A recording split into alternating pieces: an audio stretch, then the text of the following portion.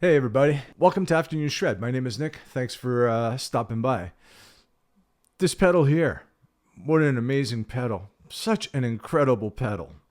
Man, I purchased this last week, and to be honest with you, I purchased it because I have two other TC Electronics pedals. I have the Flashback and the Hall of Fame. I think they're the two most important, but if you ask Paul Gilbert, he'll tell you that the Mojo is important. I have an MXR distortion that I'm kind of happy with and an overdrive that I'm pleased with, but I think the Flashback and the Hall of Fame is a must-have on a pedal board. That's just my opinion.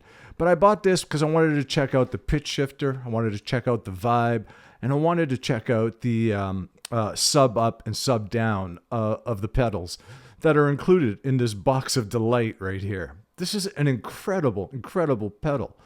I mean, if you're looking for that 80s kind of rhythmic metal sound, the pitch shifter offers that.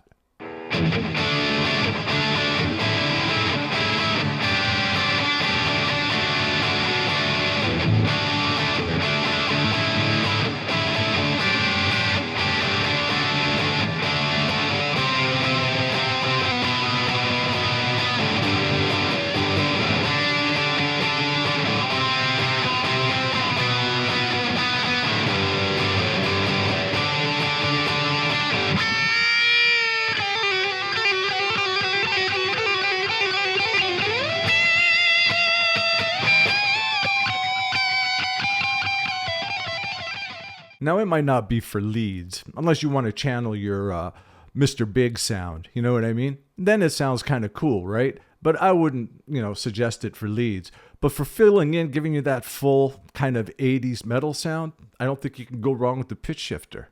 Or the sub up, if you want to channel your Deep Purple, you know what I mean?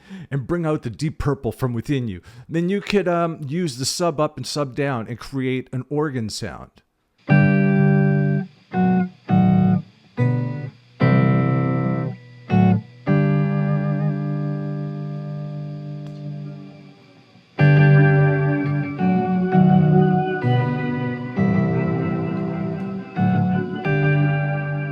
If you guys are into that kind of playing and those kind of effects, you would tweak it a little bit more, maybe add a compressor, possibly a swell here and there, and to actually come as close as you can to an organ sound, Or, you know what, you can use the vibe with a slicer.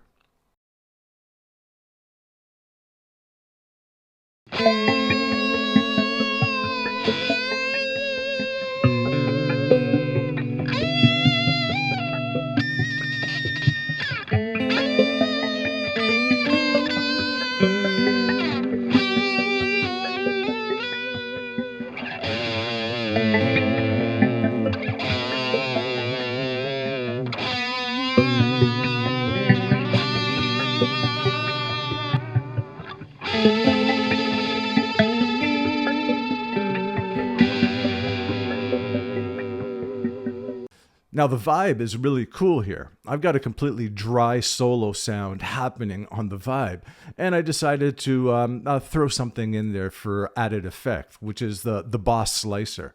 The slicer is basically a tremolo, like on steroids, more or less, and you can control the rhythmic patterns of it to come up with all sorts of quirky things or use it as a metronome in a sense. So I'm going to show you how to download the firmware here because there isn't anyone on the internet, on YouTube anyways, or even in the forums that explains how to download the firmware. It's very kind of tricky and difficult to download it. And I'll tell you what I did to figure it out. My hand is getting sore. Because with uploading the latest firmware, you also have access to the Infinite Sustainer, TC Electronics Infinite Sustainer. And I just want to put this out there. I don't know if TC Electronics is still TC Electronics or is part of Behringer. If it is part of Behringer, don't be discouraged by it.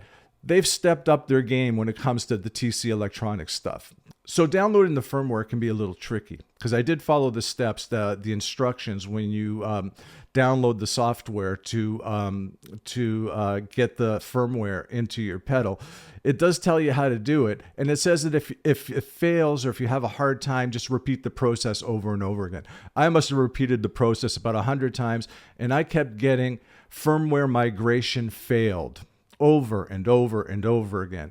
And like I said, there isn't anyone on YouTube showing you how to do it. And in the forums, especially the TC Electronics forum, there is one person who posted a message and no one responded to him who needed help on how to upload that firmware, or download that firmware, I should say. So anyways, I'm posting this video here to show you what I did. I found that you have to do a factory reset on this. And to do a factory reset is the toggle switch between these two buttons here in the middle, the toggle switch, hold it up, power up your pedal with the adapter. It doesn't come with the adapter, but your 9-volt adapter, power that up, then release the toggle switch. Once you release the toggle switch, you'll see on the screen, it says, do you want to do a factory reset? And it'll tell you toggle up for yes, toggle down for no. So you toggle up for yes, takes about 10 seconds, then there's a factory reset. Then what you do is you hold down the foot switch, plug in your USB-C cord to your computer, plug in the power adapter to the pedal, open up the software open up the firmware software, I should say. Once you open that up, release the foot switch, the software will automatically detect the pedal. It will ask you to update it, click update, and within about, I'd say between 10 to 25 seconds, 30 seconds, you will have it updated. If you do it the other way, as when you download the software and you follow the instructions, which is to hold the foot switch down, power it up, put your USB-C cable in here, run it to your computer, power it up, release it, and then click update. Without doing the factory reset, you're going to constantly be getting firmware migration failed. Firmware migration failed. So just keep in mind, I found that, I don't know, maybe some other people didn't find this, but I found it was really difficult to upload the firmware. And so what I had to do was a factory reset. And that was another challenge because the instructions aren't very clear. I don't even think there is an option for factory reset. But I discovered that by holding the toggle switch up, putting your 9-volt adapter in here, releasing the toggle switch, will ask you if you want to do a factory reset. Follow the instructions for the factory reset. Then connect your USB-C cable to your computer, connect your power adapter back into your pedal, all the while holding down the foot switch, this foot switch here. Holding it down, connect your cables, open up the software. Once the software is opened up, release the foot switch, hit update, and you got yourself your infinite sustainer that you can have access to off of the TonePrints site. Thanks for joining me. I'll see you guys next time.